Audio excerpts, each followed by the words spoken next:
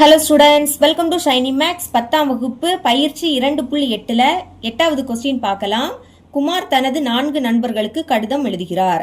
அதாவது குமார் என்கிறவர் அவருடைய 4 நண்பர்களுக்கு கடிதம் எழுதுறாரு. மேலும் தனது நண்பர்களை அவர்கள் ஒவ்வொருவரும் 4 வெவ்வேறு நண்பர்களுக்கு கடிதம் எழுதுமாறும் மற்றும் இந்த செயல்முறையை தொடருமாறும் கூறுகிறார்.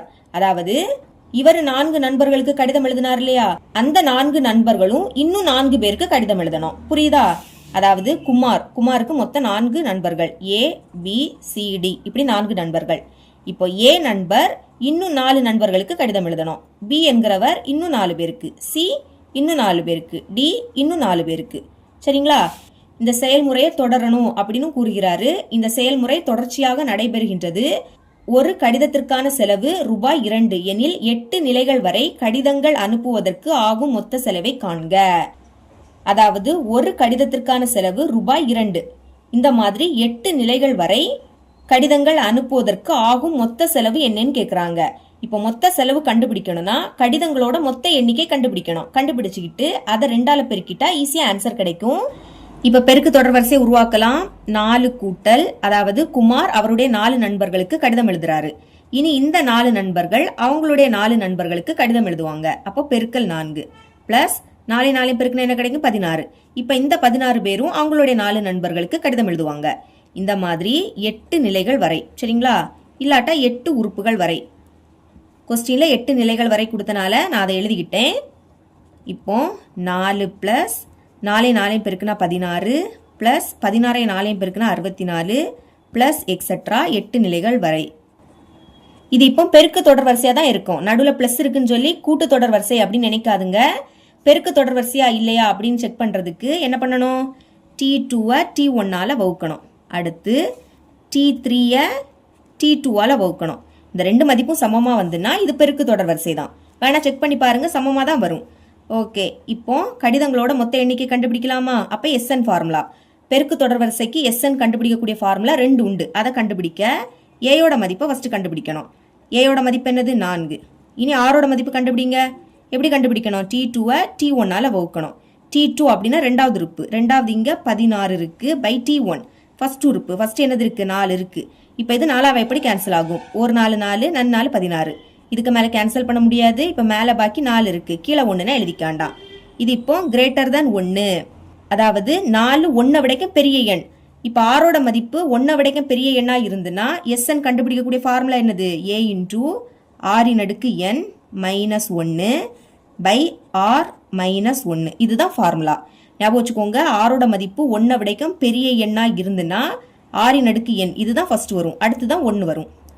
இனி என்னோட மதிப்பு பாருங்க, 8 நிலைகள் வரை. அப்போ உறுப்புகளோட எண்ணிக்கை என்னது? 8. பிரதியிடலாம். எஸ் என்னோட மதிப்பு 8 சமம் ஏயோட மதிப்பு என்னது? 4. பிராக்கெட்டை ஓப்பன் பண்ணிக்கலாம். அடுத்து ஆரோட மதிப்பு 4 எழுதிருங்க. அடுக்குல என்னோட மதிப்பு 8.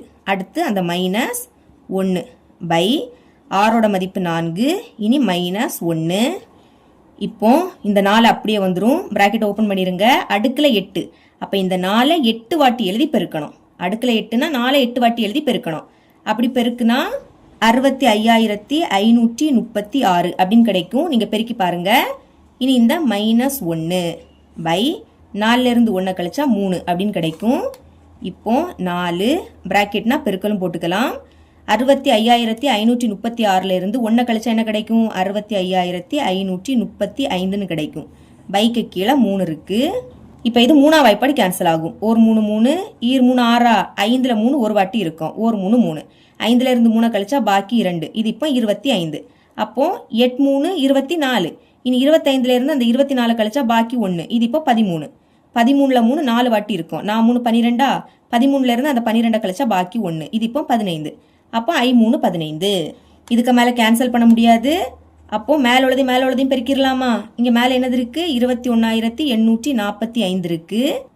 அடுத்து 4 பெருக்கிருங்க. 5 20 0 பாக்கி 2. 4 16. அதுக்கு கூட 2 கூட்டினா 18. அப்ப 8 பாக்கி 1. 4 8 32. அதுக்கு கூட 1 கூட்டினா 33. அப்போ 3 பாக்கி 3. 4 1 4. அதுக்கு கூட 3 கூட்டினா 7. இனி 4 2 8. அப்ப என்ன கிடைக்குது? 87,380 கடிதங்கள். இப்போ கடிதங்களோட மொத்த எண்ணிக்கை கண்டுபிடிச்சிட்டோம்.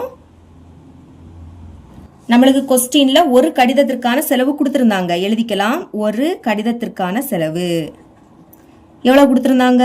ரூபாய் 2. நம்ம இப்போ மொத்த செலவு கண்டுபிடிக்கணும். எழுதிக்கலாம். மொத்த செலவு.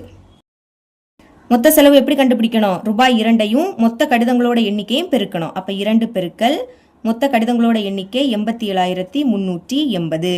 பெருக்கிடலாமா? 2ஐயும் 0ஐயும் பெருக்குனா 0, 2ஐயும் 8ஐயும் பெருக்குனா 16. அப்ப 6 பாக்கி 1. இனி ஈர் 3 6, அதுக்கு கூட 1 கூட்டினா 7. இனி ஈர் 7 14. அப்ப 4 பாக்கி 1, ஈர் 8 16, அதுக்கு கூட 1 கூட்டினா 17. அப்போ மொத்த செலவு எவ்வளவு கிடைக்குது? ரூபாய் 1,74,760. இவ்வளவு தான் இந்த சம்.